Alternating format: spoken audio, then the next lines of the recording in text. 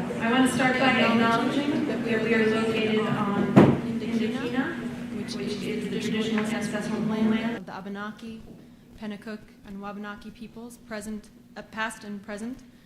We acknowledge and honor with gratitude the land and waterways and the Nobak people who have stewarded Indokina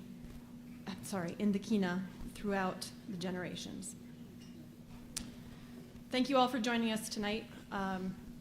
My name is Sofia Cunha Vasconcelos. I have the honor of being the chair of the Human Rights Committee for the City of Keene. I want first to thank Rabbi Aronson and the subcommittee for their hard work in putting together today's program in honor of Martin Luther King Jr. Our community is very lucky that he and his team were able to bring Father Boyle to Keene to share his experience and insights with us this evening. I'd like to take a moment to share with you about the Human Rights Committee of the City of Keene, as we sometimes feel like we're a well-kept secret. We meet the first Monday of the month. Our meetings are open to the public. They happen at the Rec Center.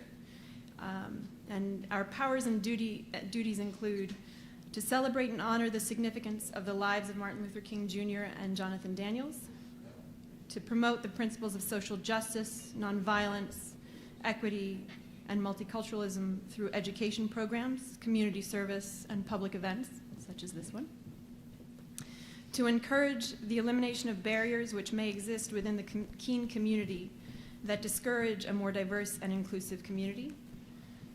To reassure and support underrepresented groups who may feel unwelcome in Keene. To educate the community on the advantages of a more diverse and inclusive community. We welcome your participation in our meetings and in our work. So I hope to see some of you there. Now, though, it is my pleasure to introduce our mayor, Jay Kahn. Jay was only recently, yes, by all means, round of applause.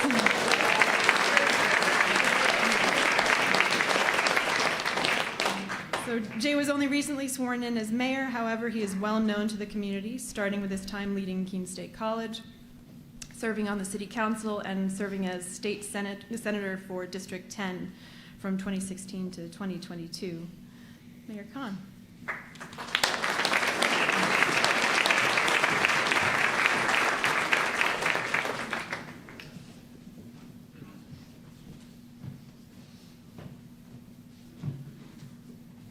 Well, this is the biggest crowd I'm going to speak to in a while. And thank you for making it such. Whether you're from Keene, you're from the surrounding hills and villages around Keene, or from out of state, like some of our neighbors from Vermont. Thank you for joining us for this Martin Luther King Day program. I want to start by thanking the city's Human Rights Committee, Sonia, Rabbi Dan.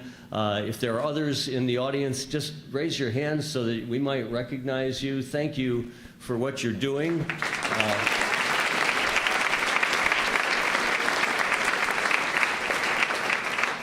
And for bringing Father Greg Boyle, Sergio, and Wilbur to our community to be outstanding storytellers, as you've demonstrated for us. Today, 95 years ago, Martin Luther King was born. Today is his birthday. And unfortunately, he died at an early age of 39 on April 4th, 1968. In that short time period, his impact on our country was immense. His message for racial equality and justice went way beyond its impact on black people in the United States. It had a global reach, which is why he received the Nobel Peace Prize. His message applied to all people who witnessed and experienced inequality and injustice. As a person whose parents fled Nazi Germany, Martin Luther King was, for me, a voice of justice and equity in my country. And I needed that as a child. I needed that hope and that promise. I'm going to segue just for a moment, because in 1999, I felt the joy of New Hampshire becoming the last state in the country. to embrace Martin Luther King's birthday as a state holiday. Now, I won't deny that racial inequity and injustice exist today. Because of King's efforts, though, and that of many others, including King's martyred freedom rider Jonathan Daniels, I believe a lot of progress has been made since that time in 1968. And we must nonetheless keep race, though, as a form of inequity in our present consciousness, lest we slip back to where we were not that long ago during my generation. King's message went beyond achieving racial equity and justice. It included economic equity and justice.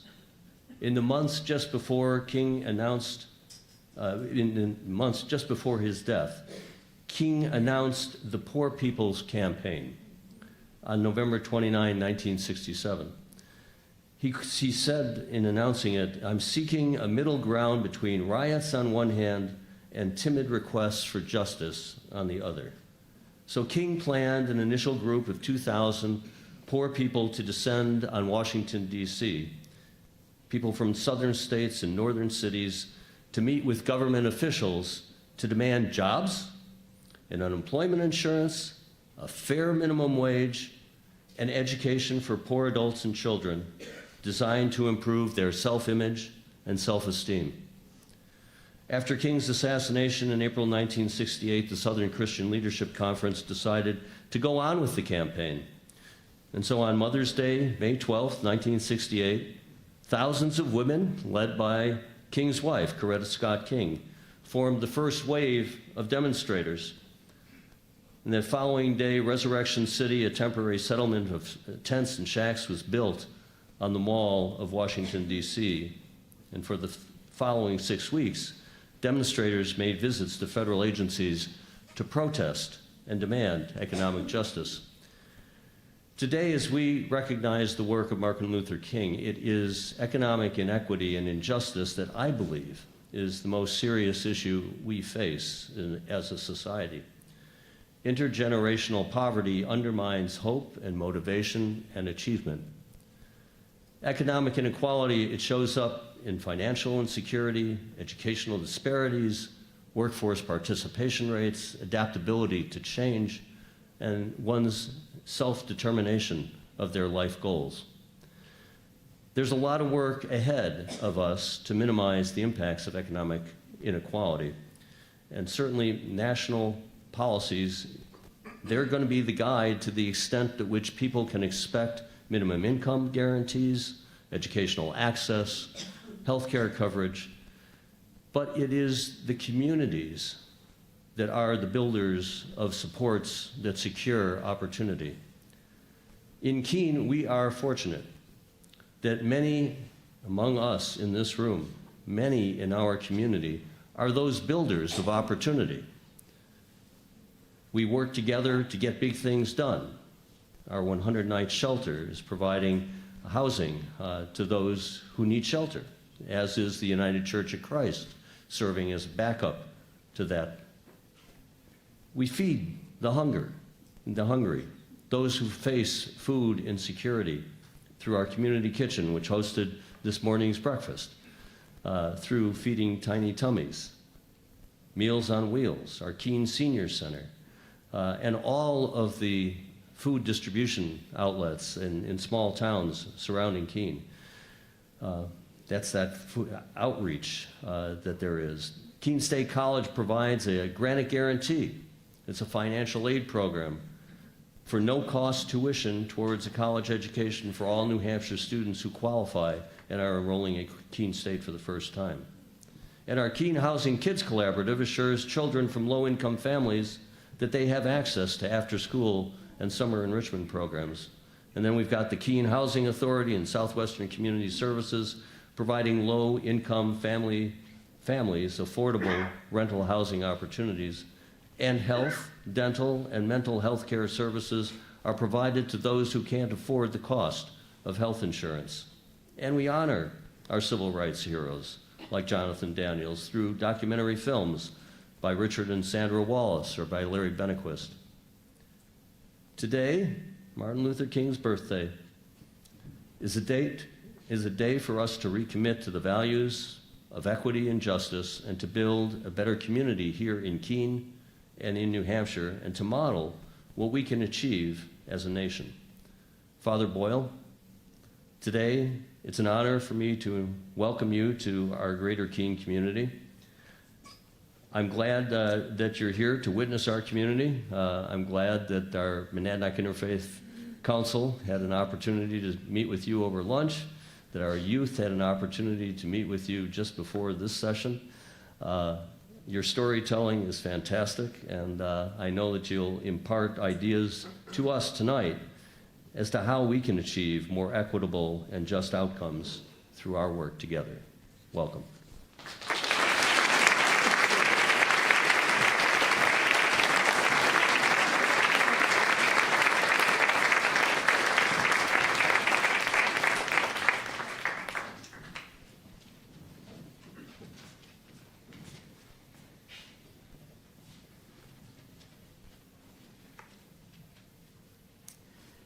Which of you stole my remarks?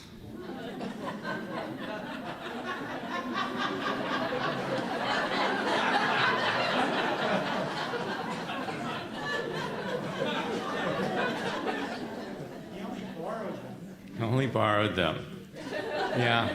I don't know if we can turn off the projector. We don't really need that up there, though it might be inspiring you to come up with a new story or sermon, right? In-out signal.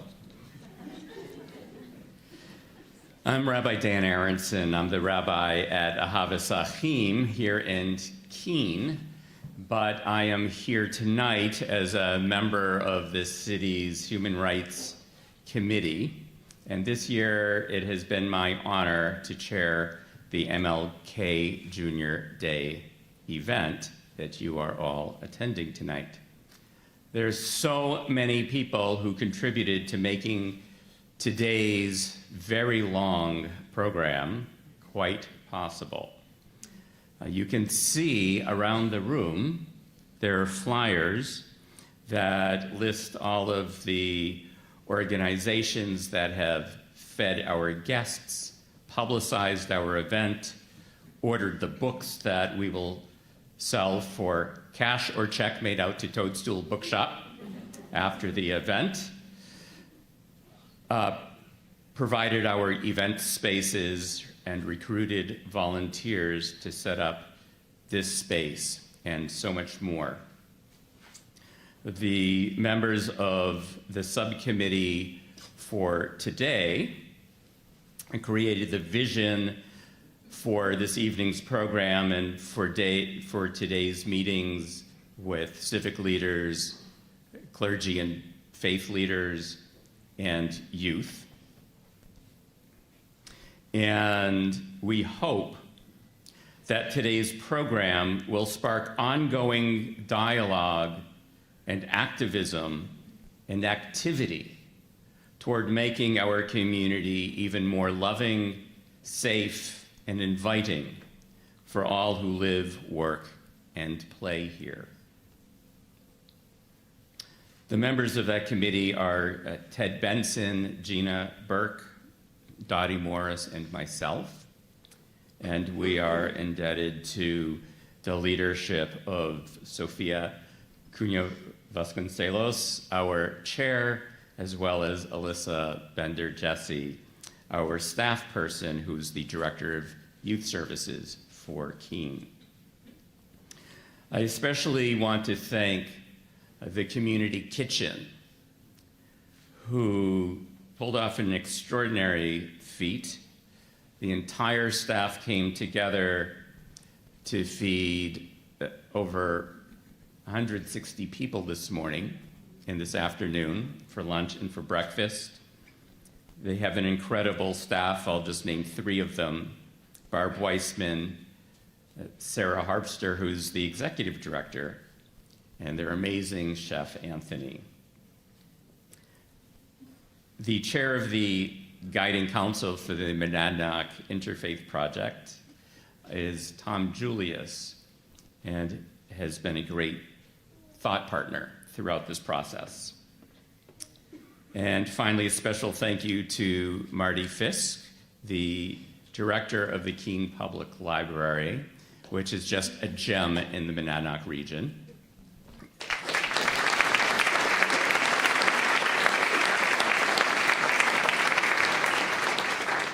She's just been really great this evening. The library has been closed because of Martin Luther King Day, so there's not a lot of staff around to help out today.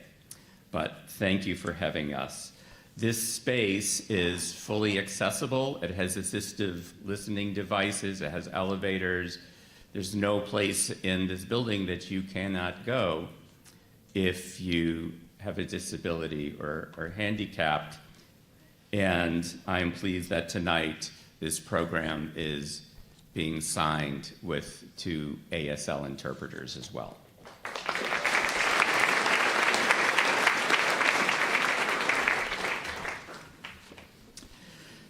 On to Father Greg.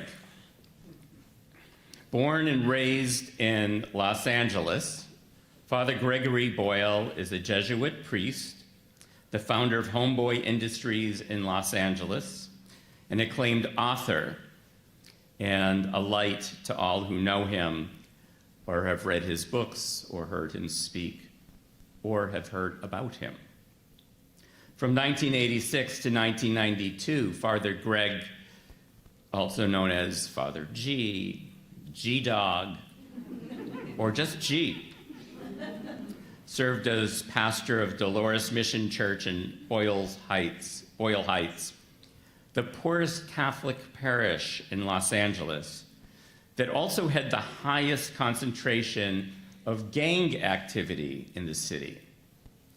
Father Greg witnessed the devastating impact of gang violence on his community during this so-called decade of death that began in the late 1980s and peaked at 1,000 gang-related killings in 1992. In the face of law enforcement tactics and criminal justice policies of suppression and mass incarceration as the means to end gang violence, he and parish and community members adopted what was a radical approach at the time: treat gang members as human beings. In 1988, they started what would eventually become Homeboy Industries, which employs and trains former gang members in a range of social enterprises, as well as provides critical services to thousands of individuals who walk through its doors every day seeking a better life. Homeboy Industries would go on to become the largest gang intervention, rehabilitation, and reentry program in the world.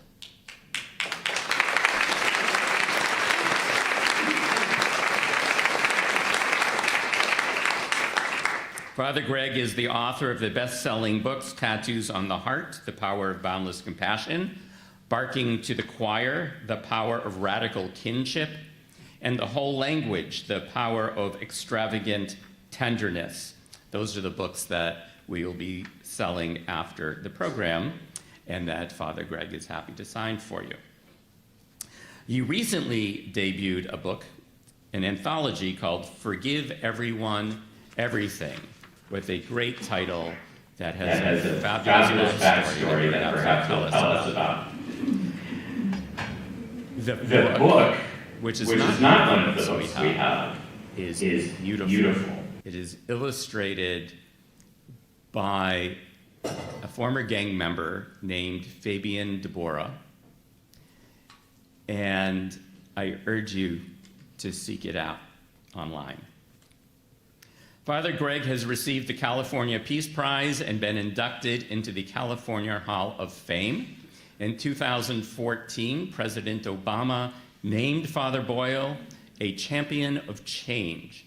He received the University of Notre Dame's 2017 Laetare Medal, the oldest honor given to American Catholics. And in 2020, Homeboy Industries received the Hilton Humanitarian Prize, validating 32 years of Father Greg Boyle's vision and work by the organization for over 3 decades. I want to point out that Father Greg and Sergio and Wilbur are here at the courtesy of Homeboy Industries. They have not asked for a dime from any of us.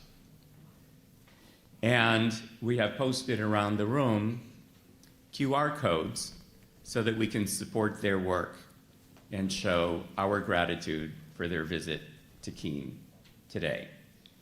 So please do take the time to use those QR codes or simply Google Homeboy Industries and find their donation page. Father Greg is wholeheartedly dedicated to the building of the beloved community championed by the Reverend Dr. Martin Luther King. Both MLK Jr. and Father Greg share a vision of a global community free of poverty, racism, and militarism.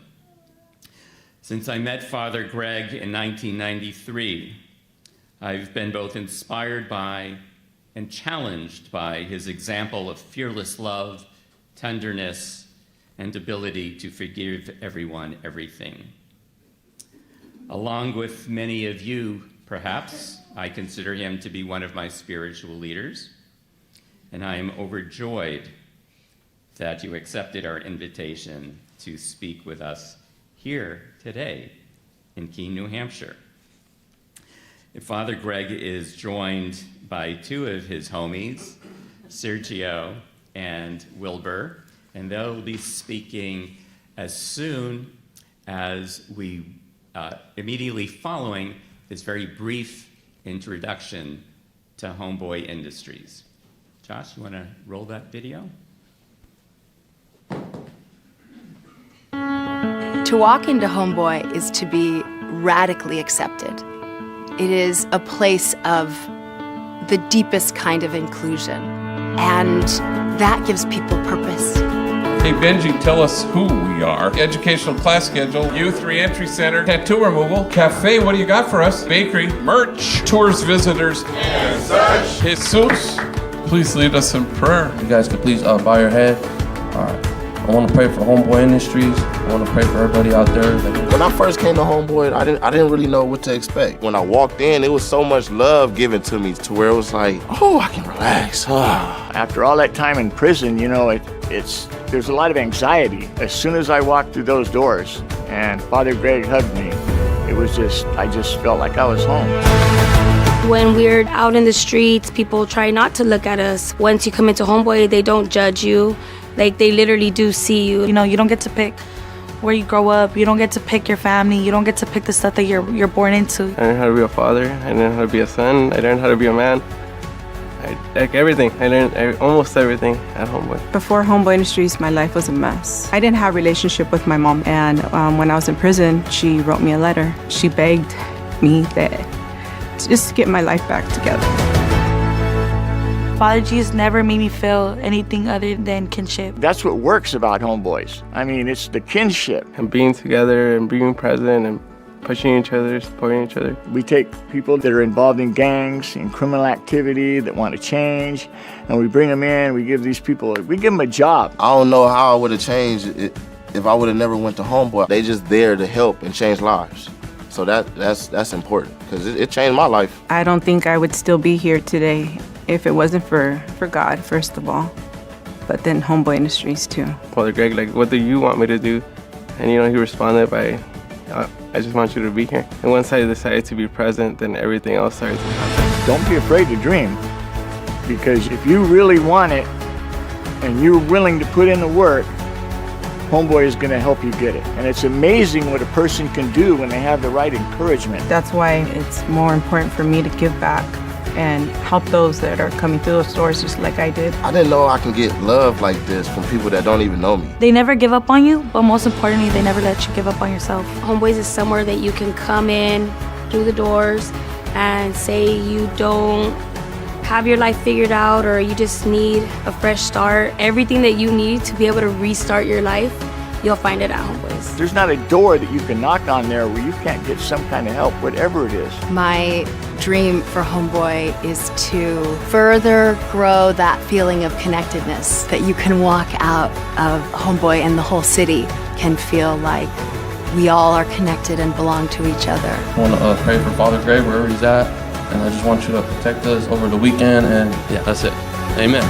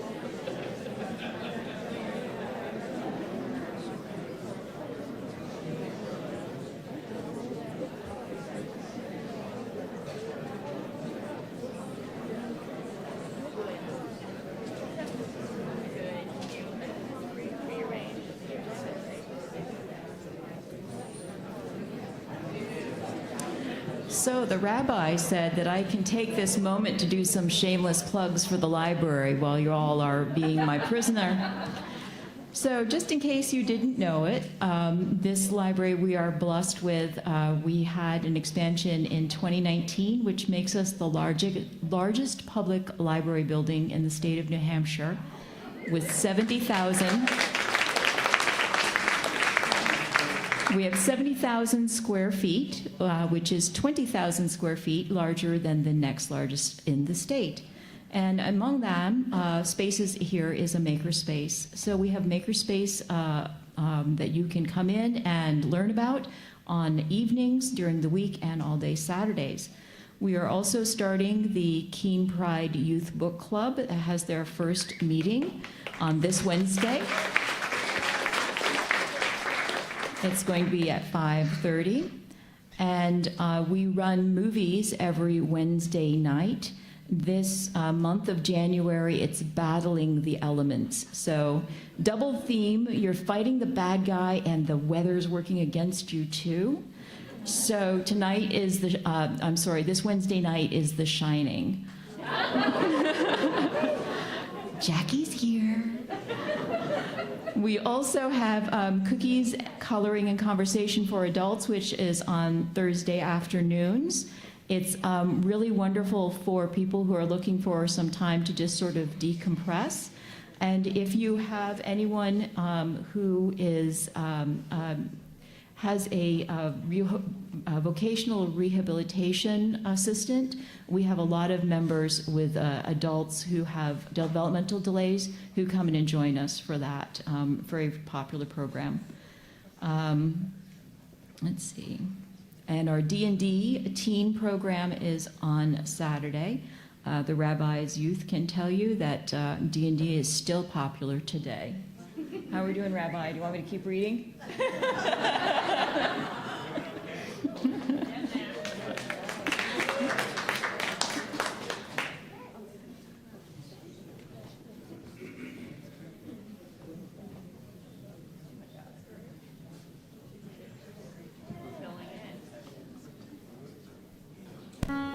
To walk into Homeboy is to be radically accepted. It is a place of the deepest kind of inclusion, and that gives people purpose. Hey Benji, tell us who we are. Educational class schedule, youth reentry center, tattoo removal, cafe, what do you got for us? Bakery, merch, tours, visitors, and such. Jesus, please lead us in prayer. You guys can please bow your head. I want to pray for Homeboy Industries. I want to pray for everybody out there. When I first came to Homeboy, I didn't really know what to expect. When I walked in, it was so much love given to me to where it was like, oh, I can relax. After all that time in prison, you know, there's a lot of anxiety. As soon as I walked through those doors and Father Greg hugged me, I just felt like I was home. When we're out in the streets, people try not to look at us. Once you come into Homeboy, they don't judge you. Like, they literally do see you. You know, you don't get to pick where you grow up. You don't get to pick your family. You don't get to pick the stuff that you're born into. I learned how to be a father. I learned how to be a son. I learned how to be a man. Like everything. I learned almost everything at Homeboy. Before Homeboy Industries, my life was a mess. I didn't have a relationship with my mom, and when I was in prison, she wrote me a letter. She begged me that to just get my life back together. Father Jesus never made me feel anything other than kinship. That's what works about Homeboys. I mean, it's the kinship. And being together and being present and pushing each other, supporting each other. We take people that are involved in gangs and criminal activity that want to change, and we bring them in. We give them a job. I don't know how I would have changed if I would have never went to Homeboy. They just there to help and change lives. So that's important, because it changed my life. I don't think I would still be here today if it wasn't for God, first of all, but then Homeboy Industries too. Father Greg, like, what do you want me to do? And he responded by, I just want you to be here. And once I decided to be present, then everything else started to happen. Don't be afraid to dream, because if you really want it and you're willing to put in the work, Homeboy is going to help you get it. And it's amazing what a person can do when they have the right encouragement. That's why it's more important for me to give back and help those that are coming through those doors just like I did. I didn't know I can get love like this from people that don't even know me. They never give up on you, but most importantly, they never let you give up on yourself. Homeboys is somewhere that you can come in through the doors and say you don't have your life figured out or you just need a fresh start. Everything that you need to be able to restart your life, you'll find it at Homeboys. There's not a door that you can knock on there where you can't get some kind of help, whatever it is. My dream for Homeboy is to further grow that feeling of connectedness, that you can walk out of Homeboy and the whole city can feel like we all are connected and belong to each other. I want to pray for Father Greg wherever he's at, and I just want you to protect us over the weekend, and yeah, that's it. Amen.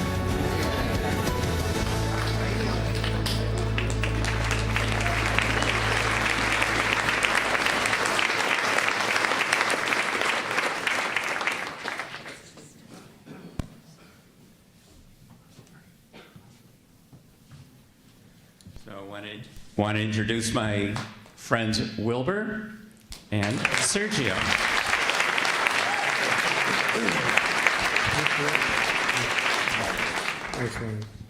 Good afternoon. Thank you guys for having us here. Watching that video, they took everything I was going to say. Thank you guys again for having us. Just a little bit about myself, how I came to Homeboys. I was a child that lived in an abusive, my father was very abusive. Like, always, you know, he wouldn't do the whole smack around, he'd do the whole fist around, you know, 5, 6 years old, you know, talking back. He'd get a little buzz and do the neck hold and all that. So one thing led to another. I chose the streets.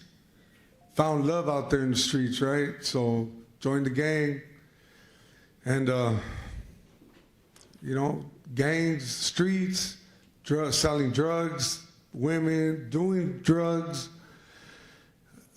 Met Father Greg. That was the best thing that ever happened to me, right? And I still remember going to his office. He would ask me, "So are you a gang member?" I would lie to him and say, "No, I'm not. Got all these tattoos, but no, I'm not." So what would you say if somebody would hit you up? I'd be like, I can't lie to him no more. He's telling me where I'm from. And but the love that he gave us was so beautiful. Walking into that office was like walking into like the clouds, just like, relief. Even though there was enemies there from other neighborhoods, it's just like beautiful just to walk in there, And as my life goes on, I get shot. Got shot one time, didn't learn. Who do I wake up to? G-Dog. Go back to the streets, get shot again. Now I get shot 5 times. I'm in a coma. Wake up. Who's next to me? That guy right there. And very thankful, places like this opens up for people that think that ain't got no hope. You walk in, they offer you a job. They offer you good things, and you're blessed. You're blessed. You thank God for living, Before I would say, I don't care if they kill me. I don't got no purpose in life, But being around them, like going to Homeboys, just brought a different, it was like me being a kid again, like, I'm happy, to be alive. I'm good, And just very thankful for Homeboy Industry. My personal opinion, every city should have a Homeboy Industry. Every state, Too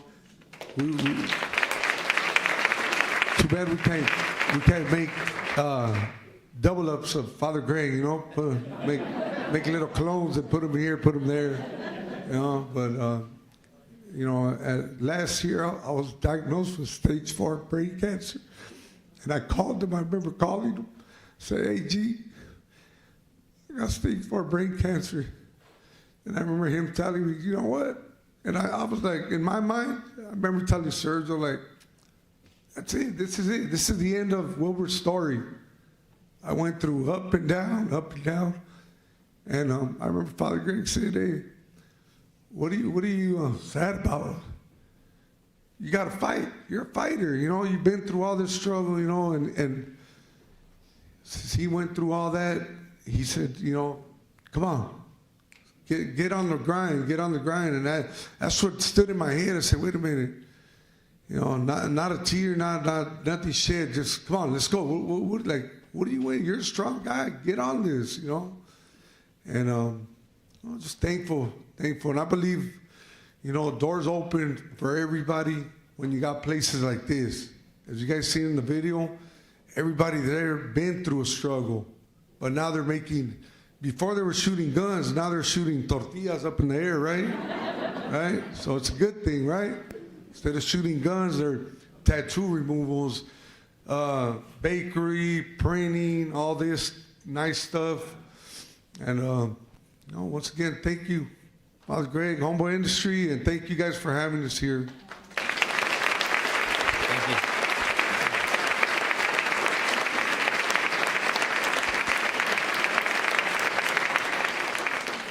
Hello, my name is Sergio. Thank you for having me here for the 4th time. I feel like I live here now.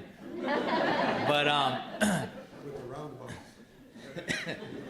so kind of like Wilbur was talking about, my dad also was addicted to cocaine and PCP, and I grew up with a dad that was extremely paranoid, always interrogating me, never believed me, said my mom was cheating on him, and it started to escalate, and it started to get worse and worse and worse. And to the point where we would come home, he'd beat up my mom, choke her out. And when he couldn't find her, he would call me and be like, look, I know where your mom's at. I see her. I'm going to kill her. I'm going to kill you. I'm going to kill myself. So I went through that from the age of 5 to about 12 years old. And my mom would rock me to sleep when I was real young. And she would always hold me in her arms and tell me that she was sorry that I had to go through what I had to go through. But she never allowed me to hate my dad either, so I love her for that. She always told me that's not who my dad really was. So that helped me never hate my dad. My dad now is my best friend. But anyway, so, you know, I went through that. I went to about 14 schools before I hit about 8th grade. Not because I was a bad student, because we were moving from my dad. He would always find us, no restraining order, no police officer would stop this man. And to the point where I was living right next door to him for about 1.5 years. And it got worse and worse to the point where, you know, I thought I was gonna die. My dad ended up going to jail. I ended up eventually becoming numb. That's kind of what happens. And I ended up joining a gang. And our gang, which we're from the same place, was located in front of Homeboy Industries. And, you know, all my homies would be like, hey, go with G, go with G. Father Greg, he's gonna look out for you, he's gonna help you out. And at that time, I didn't trust nobody. I didn't want to allow anybody in my life. But something kept, you know, as a runaway, I would, I've shared this already, but it's always funny for me. But as a runaway, I would see Father Greg because he lived up the street from where we kicked back at, and every day he would walk to work. Every day about 7 a.m. he's already walking. As the sun was coming up, you'd see him walking. And at that time, he was already losing his hair. And I'm not lying, the sun would reflect so glorious. And it was like I seen an angel every time. I was like, man. So, you know, I gave it a shot, you know. I went in there and I was able to locate, I always tell people I was able to locate the heartbeat of God inside Homeboy Industries. And in a way, I was forced to sort of understand my pain, what it was, what it is. It's not my fault.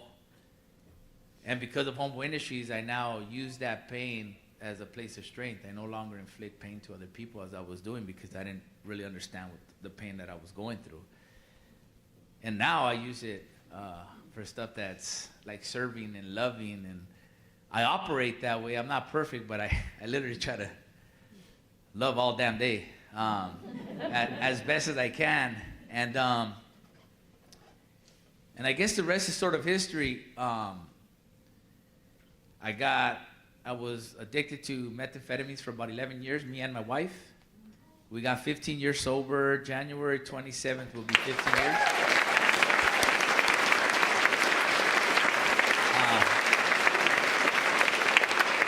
I got 3 wonderful daughters, a 25, 24, and a 20. And they're all doing the same type of work, even my wife. My wife works in the jails.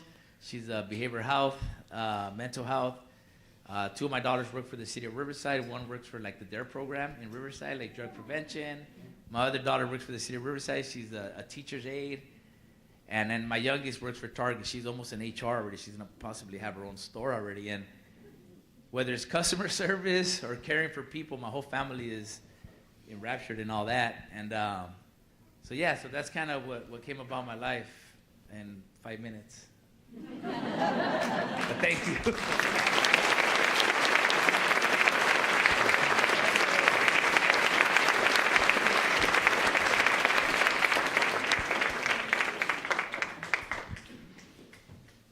Thank you very much. Well, we will miss you when we leave tomorrow, but we won't miss the roundabouts because they're, these 2 guys are, they were just terrified.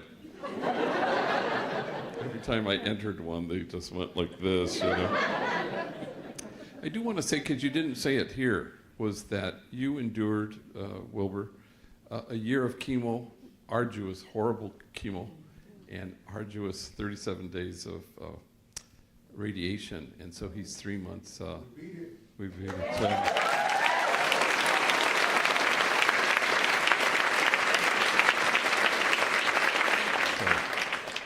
So you didn't mention it this time. I wanted people to know that. So it was kind of a road trip for us to celebrate his health and our friendship. Yeah, every time I have a microphone in front of me, I always think of this homie named Luis Perez, who was kind of a force of nature, and he would come with me and he'd give talks on it. I'd send him to places and he'd give talks. Shot caller, was in prison, tattooed, in recovery. But he liked giving talks. And we went out to dinner one night and he was giving me tips on how to speak publicly. And he said, you gotta pepper your talk with self-defecating humor.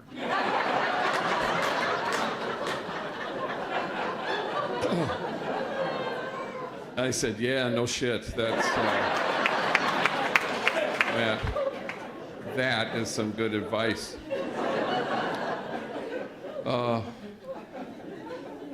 So, what Martin Luther King says about church could well be said of your time here at the library this evening. It's not the place you've come to, it's the place you go from. And you go from here to imagine a world that just possibly could look differently than it currently looks because of you. You go from here to imagine a circle of compassion and then imagine nobody standing outside that circle. You go from here to plant yourself at the margins because that's the only way they'll ever get erased is if you stand out at them. You go from here to, with a particularity and an intentionality, to stand with the poor and the powerless and the voiceless. You go from here to stand with those whose dignity has been denied and those whose burdens are more than they can bear. You go from here to stand with the easily despised and the readily left out, to stand with the demonized so that the demonizing will stop, and to stand with the disposable so that the day will come when we stop throwing people away. And I suspect in it all, our goal is to create a community of kinship such that God might recognize it. A beloved community, as Martin Luther King spoke so eloquently. A community of cherished belonging.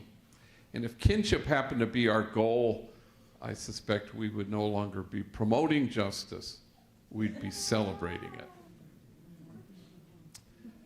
And so everybody in this room knows what it's like to brace yourself when you stand at the margins, because people will accuse you of wasting your time. But the prophet Jeremiah writes, "For in this place of which you say it is a waste, there will be heard again the voice of mirth and the voice of gladness, the voices of those who sing." And so you stand at the margins and other voices end up getting heard. A digression. I have 5 sisters and 2 brothers, and since COVID, we get on. We have this monthly Zoom, and that's a lot of people, with all their spouses, and so and it was my mom's the anniversary of her death. And so she died somewhere in the second year of the Trump administration. I don't know why that's a marker, but and she was 92 years old, and she died the way all of us want to die, in your own home, in your own bed, surrounded by your kids. And she was sharp as a tack, even till the very end. In fact, in the last year of her life, she watched so much MSNBC, she was becoming Rachel Maddow. And she was not a lick afraid of dying. In fact, a month before she died, she said to me, and she was positively giddy. And she says, I've never done this before. You know, like, which is what you say before skydiving, you know? And in fact, the day before she died, I happened to be in a room by myself with her, which never happened, ever. There were so many people. But it was a kind of fluky thing. And I was there alone with her, and she was sleeping, and she woke up and she saw me at the foot of her bed, and she went, oh, for crying out loud, and she went back to sleep. She was pissed that she hadn't died. Sorry. And the very next day, again, as odd as this was, because you never were there alone with her, it was at exactly noon. I was at the foot of her bed. I was the only one in there. My sisters had gone out to get lunch or something. And at exactly noon, she lifted up her head from her pillow, and she opened her eyes, and she let out this wondrous, glorious gasp. Skydiving. And she left us. And nobody in earshot of that sound could ever be afraid of death again. And in her last days, she'd have her bed surrounded by 2 or 4 or all 8 of her kids. And she'd be in and out of consciousness. But when she would come to, she would lock on to just one of us, laser beam focused. And she would look at this one person with glorious delight. And she'd say, "You're here. You're here." And I think that's what we do at Homeboy Industries. That may seem odd segue. But homies, especially those who've been lifers and spent a long time, they say, you know, we're used to being watched. We're not used to being seen.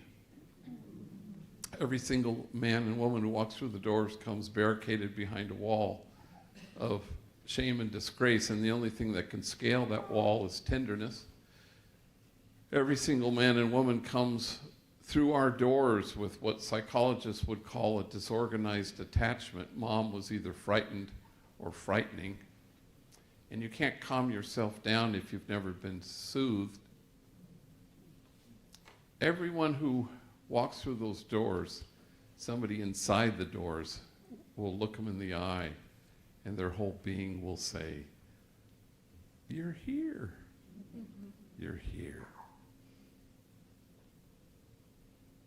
A place where people are safe and seen and cherished, and if it's true that the traumatized are likely to find their way to causing trauma, it has to be equally true that the cherished will be able to find their way to the joy there is in cherishing themselves and others. So Homeboy Industries was started in 1988 when I was pastor of the poorest parish in the city, as was kindly mentioned by Dan. My parish with 2 huge housing projects, the largest grouping of public housing west of the Mississippi. We had 8 gangs at war with each other, which is unheard of in public housing, to have that many. And the LAPD deemed my parish the place of the highest concentration of gang activity in the whole city.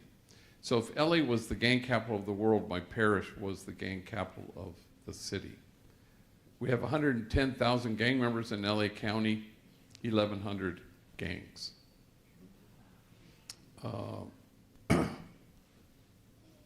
So I buried my first young person killed because of the sadness in 1988. 2 months ago, I buried my 261st. Not all from that community, but I know a lot of gang members, and I get asked to do this. So the first thing we did was we started a school because there were so many middle school, junior high age gang members who had been given the boot from their home school. Nobody wanted them. And so they were wreaking havoc in the middle of the day, writing on walls, and they were violent, they were selling drugs. So I walked out to them, and I would kind of isolate them a little bit. And I'd say, hey, if I found a school that would take you, would you go? And to my surprise, every single one said, yeah, I would. And then I couldn't find a school that would take them, so that kind of forced my hand.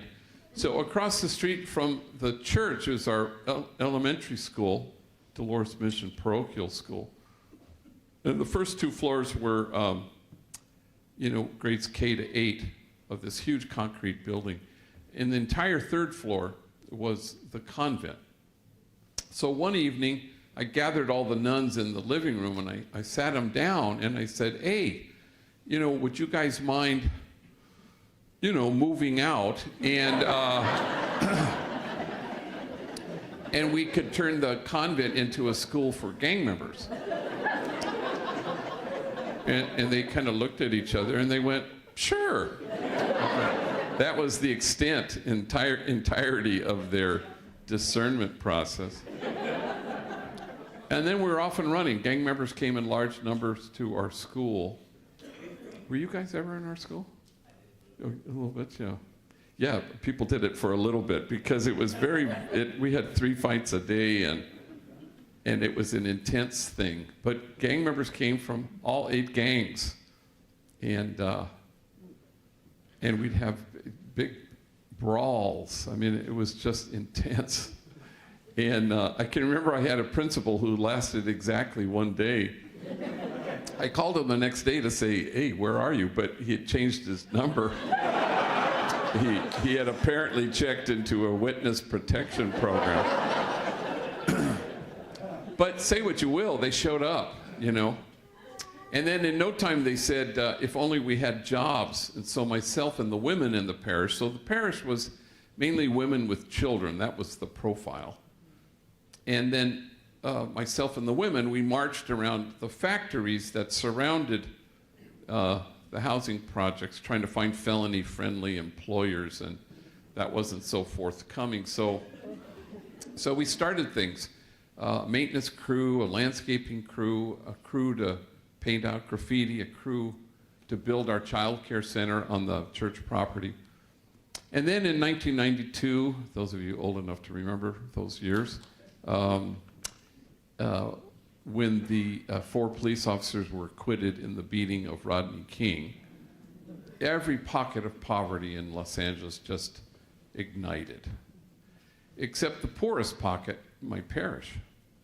And so the LA Times came over and they said, how come this place didn't explode? Because it was most likely to do so. I said, well, I don't know. Maybe part of it is because we had 60 strategically hired rival gang members who had a reason to get up in the morning and a reason not to gangbang the night before, and more to the point of your question, a reason not to torch their own community. So the next day, the article appeared in the LA Times. The following day, I'm summoned to the Beverly Hills office of a movie producer named Ray Stark, who happened to have $500 million. And he asked me, how should I spend my money? As I look back on it now, I can see that I woefully undershot my request. I was young, I had hair, but I said, well, there's an abandoned bakery across the street from the school. You could buy it. There are ovens, they don't work, but you could fix them. I don't know, we could put hairnets on rival enemy gang members, and they could bake bread, and we could call it Homeboy Bakery. That was the extent of my business plan. And he said sure, so we were off and running. A month later, we started Homeboy Tortillas in the Grand Central Market. And once we had plural, we changed our name from what you guys remember it to be, which was Jobs for Our Future. We changed it to Homeboy Industries as if, there was any industry involved in this. And not everything worked. I'll be the first to admit it. Homeboy Plumbing really was not hugely successful. Who knew? people didn't want gang members in their homes. I mean, I did not see that coming. But as was mentioned kindly in the introduction, we never set out to do anything, but we evolved. We backed our way into becoming now the largest gang intervention rehab reentry program on our planet. So 10,000 folks a year walk through our doors trying to reimagine their lives. And we have 13 social enterprises. We have free tattoo removal. We have therapy, counseling, job developers. So once you finish your 18 months with us, you have employment services people who will try to make the transition seamless from working at Homeboy to working outside Homeboy. But above all, people walk through those doors and people look them in the eye when they come in and they say, "You're here. You're here." Every gang member I've ever known is trying to grapple with all these messages of shame and disgrace. At Homeboy, we're allergic to the idea of holding the bar up and asking folks to measure up. Instead, we hold the mirror up and we tell people the truth. We say, "You're exactly what God had in mind when God made you." And then you watch people become that truth. You watch them inhabit that truth. And no bullet can pierce it. No 4 prison walls can keep it out. And death can't touch it because it's huge. But you have to reach in and you really have to dismantle the messages of shame and disgrace. And you have to replace them with that truth. In the Acts of the Apostles, it has this one odd line where it says, "And awe came upon everyone." And it suggests that the measure of health in any community at all, including this one here in Keene, may well reside in our ability to stand in awe at what the poor have to carry, rather than stand in judgment at how they carry it. And so this auditorium in this beautiful library is not the place you've come to, it's the place you go from to announce that message that everybody is unshakably good and we belong to each other and there are no exceptions. Many years ago, I was invited to speak to 600 social workers in Richmond, Virginia, and it was one of those gang in-service. And I had done a lot of these over the years. And social workers commandeer a hotel ballroom and they sign in and they get credits and they're there from 9 to 5 and they go to keynotes and workshops and breakout sessions. And the whole idea is to kind of find the undergirding issue to why kids join gangs, you know? And it's about a lethal absence of hope. And so you decide to infuse hope to kids for whom hope is foreign, and you decide to heal the traumatized and the damaged.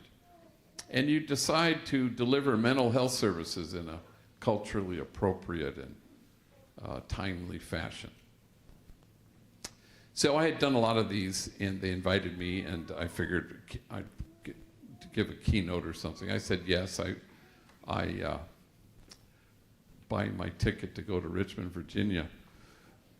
Well, a week before I am to fly, this I'm sort of reminding me of like, so when did you actually look at the itinerary we had planned for you in Keene? And it was like minutes before I went to LAX. So I'm bad that way, I'll admit it. So I pull out the letter inviting me to Richmond, Virginia, and I go, and to my horror, I discover that I am to be the only speaker, 9 to 5 all damn day. And I said, oh, hell no, I'm not going to be the only speaker. So I bring 2 homies in, Andre, African-American gang member, and his rival and enemy, Jose. And they're both in our 18-month training program. And I sit them down. They're like in their 9th month with us. And I said, look, at the end of the week, you're flying with me to Richmond, Virginia. I'd like you to get up in front of 600 social workers and tell your stories. Take your time.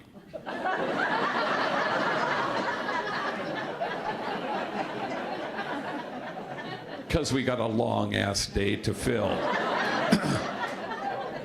Well, I had never heard their stories before, and Jose got up first. And he was like 25 years old at the time. Shot caller, been to prison, tattooed. At that juncture, he was had become a very valued member. I mean, in our team during his 18 months, he was part of our substance use disorder team. And so he was a man solid in his own recovery, and now he was helping younger homies and homegirls with their addiction issues. And so not only had he been a prisoner and gang member and shot caller, he also had a long stretch as a homeless man, even longer stretch as a heroin addict. So he gets up in front of 600 social workers and he says, I guess you could say my mom and me, we didn't get along so good. I think I was 6 when she looked at me and she said, why don't you just kill yourself? You're such a burden to me. Well, 600 social workers audibly gasped. And then he says, it sounds way worser in Spanish. And they went from gasp to laugh, or we got whiplash. And then he continued, I think I was 9 when my mom drove me down to the deepest part of Baja California. And she walks me up to an orphanage and she knocks on the door and the guy comes to the door and she says, I found this kid. And she left me there for 90 days until my grandmother could get out of her where she had dumped me. And my grandmother came and rescued me. My mom beat me every single day of my elementary school years with things you could imagine and a lot of things you couldn't. Every day, my back was bloodied and scarred. In fact, I had to wear 3 t-shirts to school each day. First t-shirt, because the blood would seep through, and second t-shirt, you could still see it. Finally, the 3rd t-shirt, you couldn't see any blood. Kids at school, they'd make fun of me. Hey, fool, it's 100 degrees. Why are you wearing 3 t-shirts? Then he stopped speaking. So overwhelmed with emotion. And he seemed to be staring at a piece of his story that only he could see. And when he could regain his speech, he said through his tears, I wore 3 t-shirts well into my adult years because I was ashamed of my wounds. I didn't want anybody to see them. But now I welcome my wounds. I run my fingers over my scars. My wounds are my friends. After all, how can I help heal the wounded if I don't welcome my own wounds?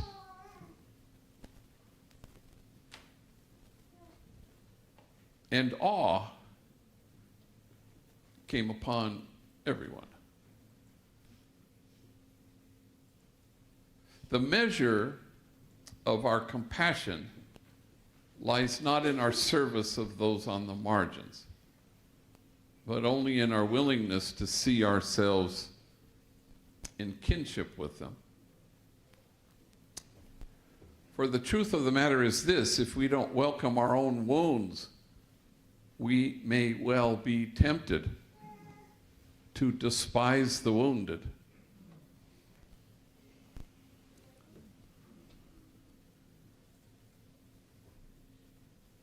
You're here.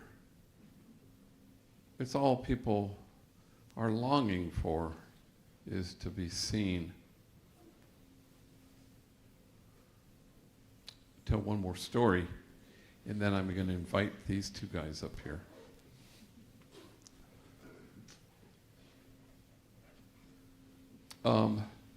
As was evident in our earlier meeting at 4:30, it happens sometimes in schools where students will be forced to read my books against their will. Apparently we had a batch of them upstairs earlier. And it happens. And so Gonzaga University, my alma mater in Spokane, who ruined my bracket every March, they had forced the incoming freshmen to read Tattoos on the Heart. And so they called me and they said, could you come and speak? We're going to have a big venue, like 1,000 people, and bring 2 homies. So I said, sure. And normally speaking, I would bring homies. I have 2 criteria. One is enemies, so that I force them to share a hotel room just to mess with them. And the other one is I always pick homies who have never flown before, just for the thrill of seeing gang members panicked in the sky. I made an exception this time because we wanted to celebrate Wilbur's remission. I remember once I was at LAX, 2 older vatos, and one of them said to me, hey, gee, are we flying Virgin Airlines because it's our first time? I said, yes, it's a requirement. We'll be coming home on American. So that one I picked Larry, African-American gang member, and his enemy, Mario. And, I'm used to having homies who have never flown before, and they're just terrified. But this guy, Mario, I've never seen anything like it. He was just so panicky. He was starting to freak me out a little bit. He was hyperventilating, which I had never witnessed before, like that, and we hadn't even boarded the plane yet. And so we're at Burbank Airport, which is kind of a smallish airport, but big Southwest Airlines planes. And they don't have that hermetically sealed chute that you board the plane on. You have to walk out onto the tarmac like you're the president. And then you have the steps that lead to the front of the plane. Big feature at Burbank, steps that lead to the back of the plane. So I'm sitting there with Mario, and he's just terrified. Larry is off exploring the Burbank airport. And it's the first flight of the day, so it's early morning, and our flight crew arrives. And there are 2 female flight attendants. Both of them have very large cups of Starbucks coffee. And they're schlepping up the steps to board the plane. And Mario goes, when are we going to board the plane? I said, well, as soon as they sober up the pilots.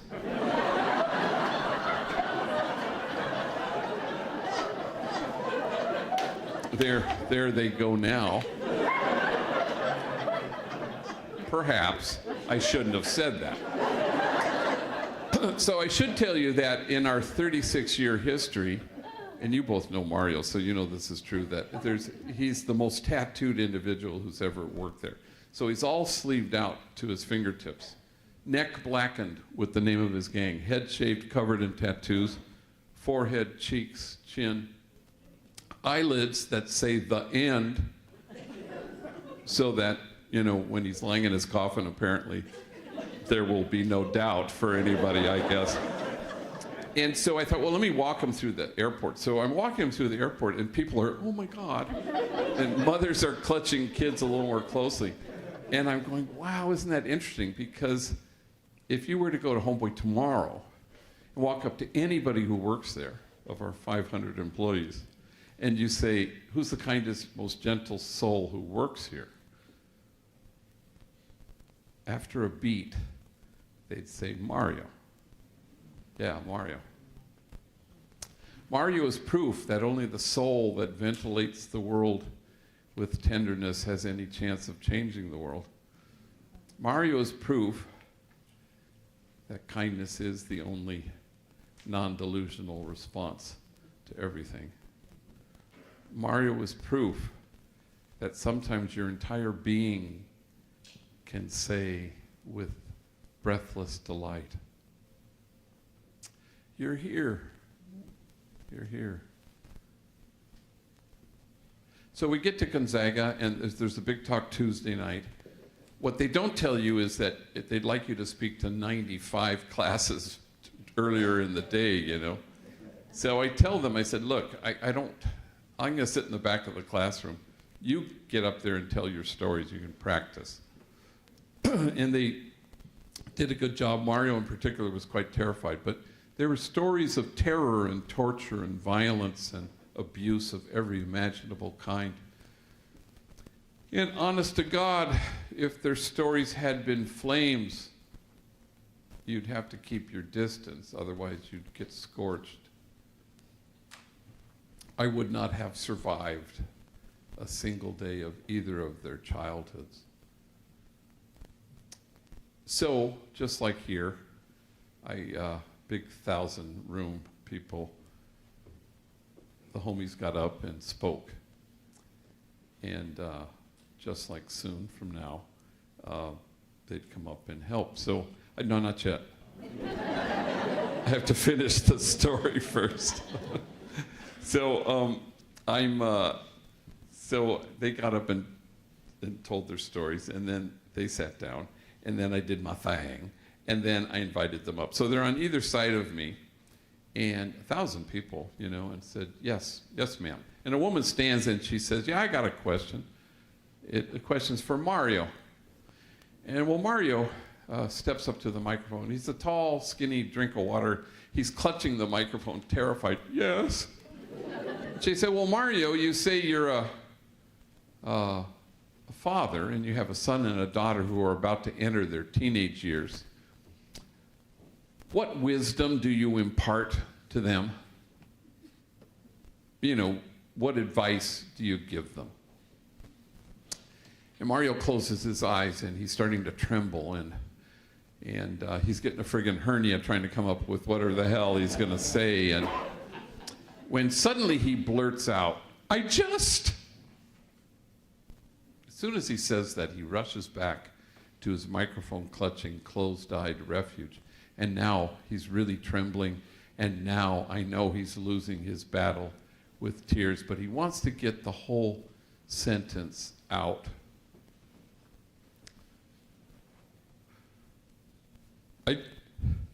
I just don't want my kids to turn out to be like me. And there's silence until the woman who asked the question stands, and now it's her turn to cry. Why wouldn't you want your kids to turn out to be like you? You are loving, you are kind, you are gentle, you are wise. I hope your kids turn out to be like you. And 1,000 total perfect strangers stood, and they would not stop clapping. And all Mario can do is hold his face over his hands, so overwhelmed that this room full of strangers had returned him to himself, that this room full of strangers had looked at him and said with breathless delight, you're here. And everybody standing had been returned to themselves, which is the exquisite mutuality of kinship.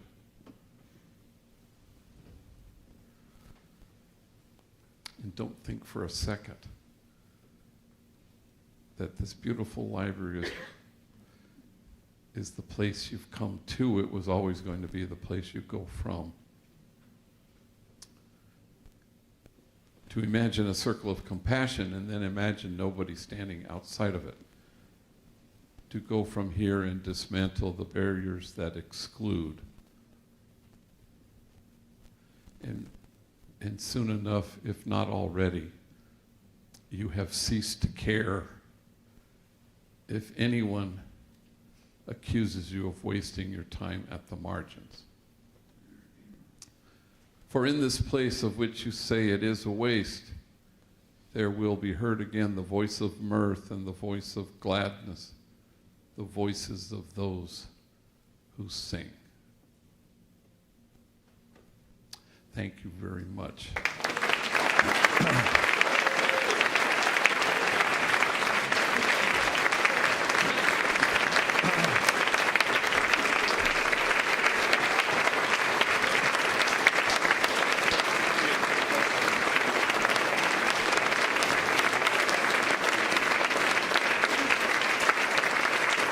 Thank you very much.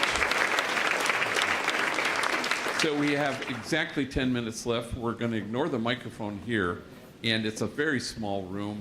And so you just go like this, I go like that. I'll repeat the question, and the hard ones I'll hand to these guys. Anything at all? You probably knew we were going to do this. Yes, sir. What works to get people off drugs? What works to get people off drugs?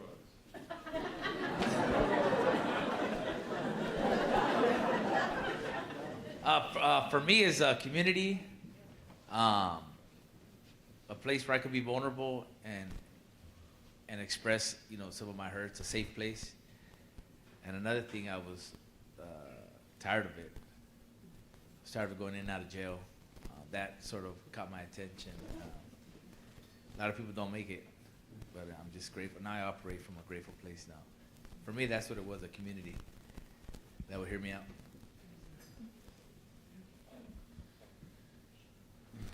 As for me, I got tired of it as well, because I was going in circles in life. Get out of prison, do drugs, party with women, and then do crime, and then go back to prison. So just going in circles, I got tired of it. I said, you know what? There's got to be another way in life. So I started going straight. I said, you know what? About to have my first child. I got to do good, I got to do good. I don't want my kids out there in the street, doing drugs, doing gang violence, robbing, stealing, everything I did. And depends who you hang around with as well, You find good people to do good things, and then you bring the ones that are on drugs. You say, you know what, come on, man. Let's get up, let's go do something positive today.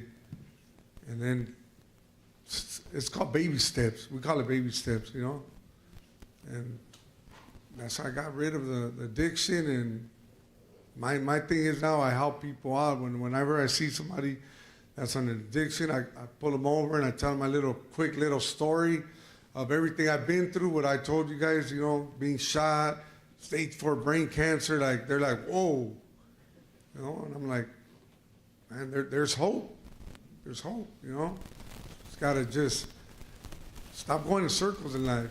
I got a little brother, he's the same way. He goes in circles. He gets out, falls in love with this woman, and they're both doing drugs. Then they do crime, then he goes back to jail. He goes in circles. I tell him, look, never thought of, instead of going in roundabouts, you go straight. Jump on the freeway and go straight. If you go on the roundabouts, you end up in the same place, right? We did that earlier. We went on the roundabout and we said, oh, we're in the same place again. We actually did do that twice today. Okay, I'm going at it again. I don't know how to get in there. But I also want to say something about recovery, because gang recovery, it's the same thing. So in recovery, they say it takes what it takes. For gang recovery, it can be the birth of a son, the death of a friend, a long stretch in prison. But no amount of me wanting Sergio to get clean would ever have been the same as Sergio wanting to get clean. So this is why we don't recruit. At Homeboy, we don't go out on the highways and the byways. Everybody knows where we are. Everybody knows what we do. When you're ready, walk through those doors, and then everything will change. I wish we could accelerate these kinds of things, but I think, as Sergio said, you know, a community that's tender and then exposure to it is the only acceleration that I'm aware of. But thank you for that question. Yes, ma'am. I'm curious about the role that work plays, because I'm so captivated by this idea that making something positive is an important part of what you find when you walk through those doors.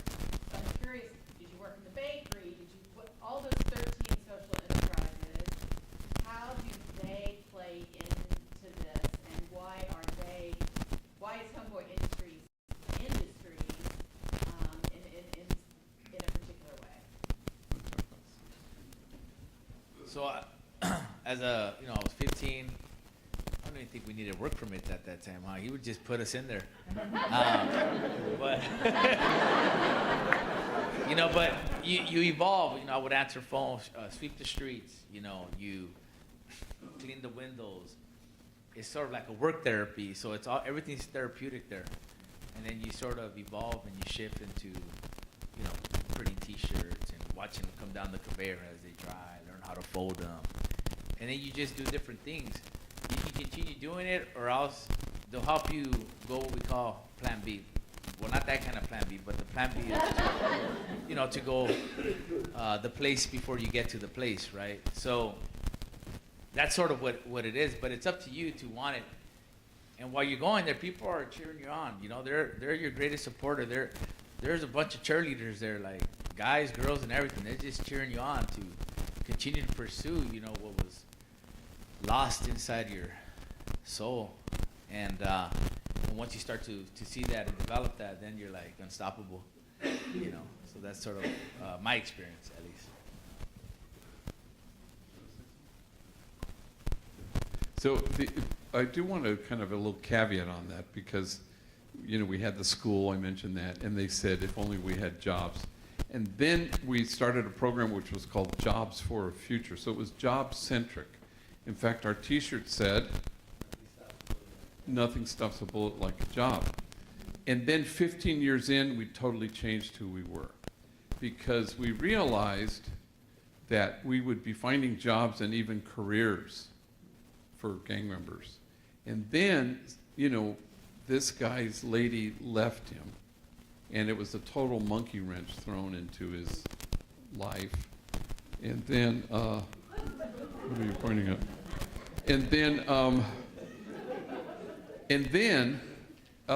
he's now doing 125 years to life at Folsom. So we said, that's not what we should be doing. It's about healing. So we moved from job-centric to healing-centered. And that's made all the difference. And we just feel like it's completely right. That it's not like people they're not trained enough, know enough, smart enough. No, they need to be healed. Healing has to happen. I've never transformed a life. I've never healed anybody, but I know that healing happens there. I know that it does. And Richard Rohr says, if you don't transform your pain, you'll just keep transmitting it. And so then people are resilient and they become sturdy. And then they leave us after 18 months and after an essential foundational healing. And now the world's going to throw at them what it will, but they won't be toppled by it. That's the big difference. So we changed about over 15 years, more than that, 20 years ago. And we haven't looked back. We think that this is kind of the secret sauce. Yeah. How about one more?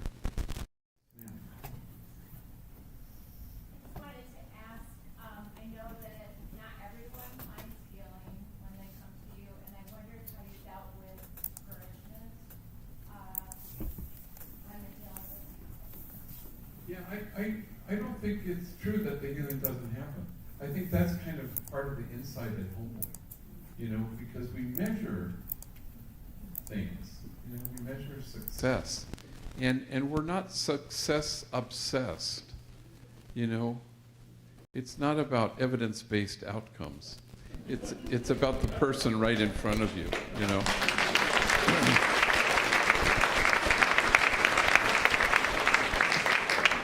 What does it tell us that every time I diss evidence-based outcomes, you always get applause? I mean, it actually is very interesting. Always. There's no exceptions. As soon as you say, we're not about evidence-based outcomes, you know, the hurrahs start. But that's interesting, I think, because I think people are frustrated because you have to measure. And so, but we kind of believe in dosing. We don't believe that there's any such thing as failure. So if somebody leaves us and goes back to prison or relapses, well, they got a dose, they'll be back, and then they get another dose. And then everybody's dosing. You know, seriously, it's like the security guys. Miguel Lugo is out there in front, and, you know, it's sidewalk therapy, you know, and everybody gives hugs there, but he gives hugs that look like this. You know, he's, and then he goes, yeah, you know, and he's big, huge Native American. And he says, you know, why don't you just give that to me right here, put it right in my pocket. Then you go in, you come back out, and I'll give it back to you. But you don't want to bring that into the, you know, into the office. So dose, kindness is the greatest strength there is. And so everybody's engaged in it. I'm sure you know this you find this at God's Pantry, that it works. And even if, you know, we're not called to be successful, as Mother Teresa says. We're called to be faithful. So if you're faithful to this, knowing that loving is your true self, and that loving never stops loving, and once you know that loving is your home, you'll never be homesick. And so that's all you do. You're faithful to that. And there's a dose, and there's a dose, and oop, he went back to jail. He'll be back. Then you give him another dose, and now they run the place. 70% of our senior staff, 180 senior staff, have come through the program like these guys. Anyway, thank you all very much.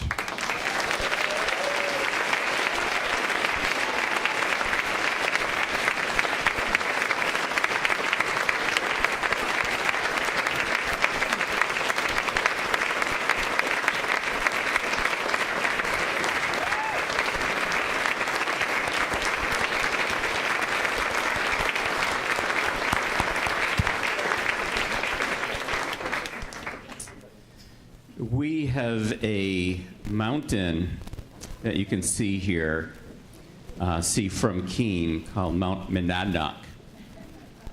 Mount Monadnock lost its hair a long time ago as well. And it is every bit as gleaming and beautiful as you are, Father Greg.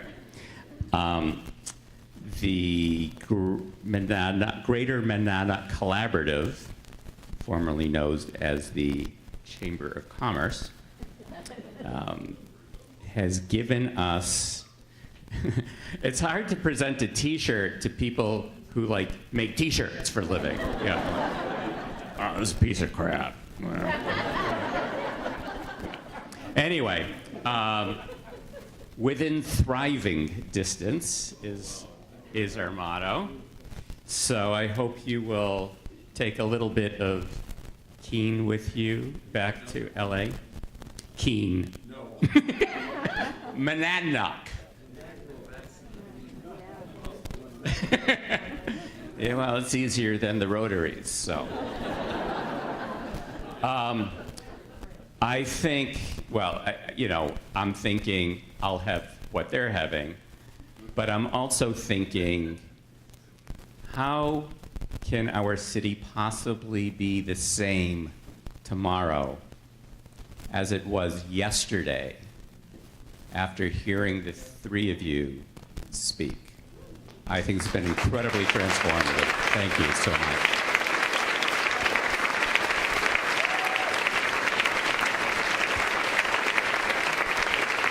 So Father Greg is going to go have a seat at the table in the lobby. If you would like to buy one of his books, again, they're $20 cash or check made out to Toadstool Bookshop. Thank you so much for coming, and thank you everyone who supported our work. Don't forget to contribute to Homeboy Industries. Take out your phones and take pictures of those QR codes.